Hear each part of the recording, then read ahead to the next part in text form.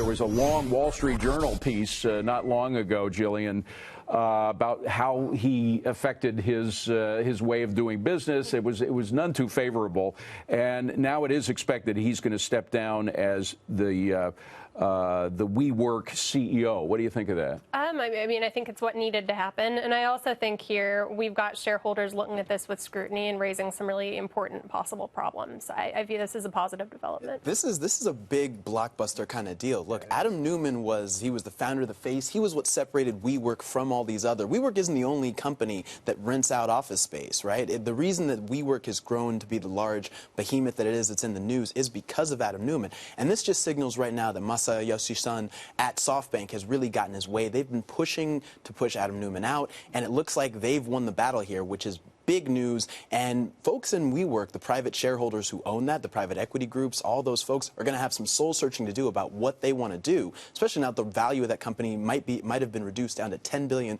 from $40 or $50 billion as recently Shareholders matter. Shareholders do matter. There are going to be some angry phone calls. We don't hear enough about that. Yeah. But it also, I think, gives notice to a lot of CEOs, particularly from social media type companies, that you can't be as wild as these guys have been and not expect some kind of feedback for that.